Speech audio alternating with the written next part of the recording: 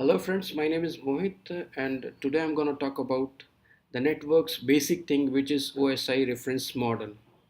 So what is OSI means? The OSI stands for Open System Interconnection. Basically it has a 7-layer conceptual model which is developed by ISO in 1984. Basically it describes the standard communication between source PC to destination PC in a different network. In this model, the seven layers has been divided into two groups.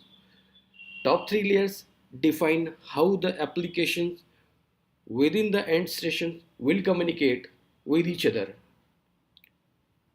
and other one, the bottom four layers define how data is transmitted end to end. So we will talk about the first layer from the top, that is application layer.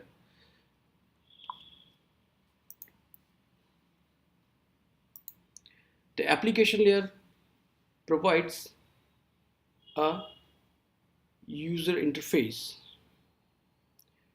So basically, whenever we open any kind of application on our machine, like mail server, web, file transfer management, remote connection, if we give the print command on the network, that is all these things comes in a application layer.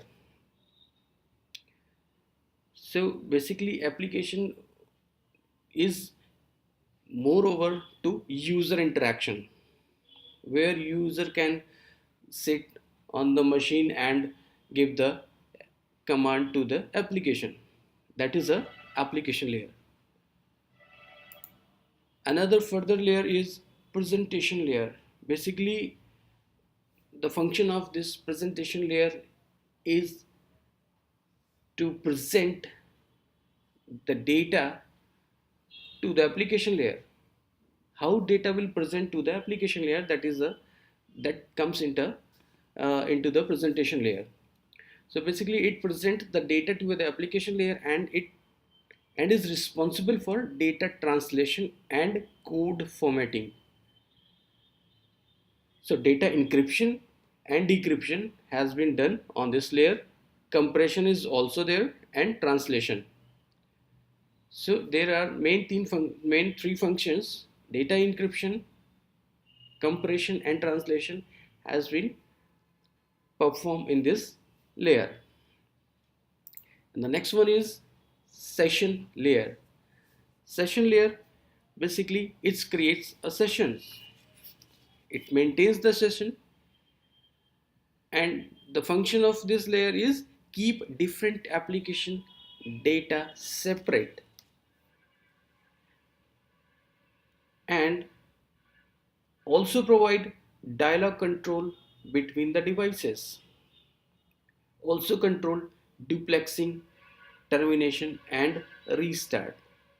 So whatever sessions has been created, that is maintained by session layer. Like different kind of applications, every machine has a different kind of application, so there is a session layer that is maintained the different kind of applications, different kind of data packets has been separated by session layer. Okay, next one is transport layer. Transport layer is basically layer 4, which is strongly responsible for end-to-end connection and reliability. There are two main protocol is used in this layer, that is TCP and UDP. TCP is transmission control protocol, and user data protocol. TCP basically is a reliable protocol, and UDP is non-reliable protocol. Means TCP provides the acknowledgement The transmission will be reliable when the receiver send the packets to the sender as an acknowledgement that he has received that packet. So TCP always provides the acknowledgement of the receiving packets, while UDP do not provide any kind of acknowledgement. Because of these reasons, TCP is bit slower protocol rather than UDP. Okay. As well as transport layer also performs error correction before retransmitting. Whenever it got any error in the CRC block, it has dropped the packet.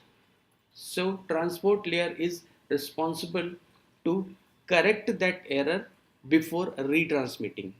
If the packet do not reach to the destination, so destination send a packet to the source machine to resend the packet. In that case, transport layer is responsible to correction that error and retransmit. Next function is reliability. It is reliable because of this TCP protocol. It always perform a reliable transmission protocol. Next functionality is flow control. It maintains the flow control as well. Okay, next layer is network layer. This is a main layer of this OSI model because network layer performs the routing, and network layers also provide the logical addressing, path determination, routing of packets, provide connection between hosts on a different network. It also uses two methods for logical addressing, that is IPv4 and IPv6. And the layer 3 devices like router and layer 3 switches are comes in this network layer. Because of this, we call them layer 3 devices. Second last one is data link layer. Data link layer basically it provides the physical transmission of data and handle error notification, network topology and flow control. And is the function of this data link layer is framing. It's convert the bits into frames and bytes into frames into bits. So combine packet into bytes and bytes into the frames. Provide access to media using MAC addresses. So data link layer, in the data link layer we use the devices like switches, and switches work on the MAC addresses. So on data link layer provide access to media using MAC addresses. Perform error detection, not correction. It's perform error detection, but it does not correct the errors.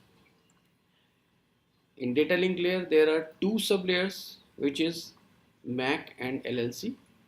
Basically, MAC define how packets are placed onto the media, and LLC performs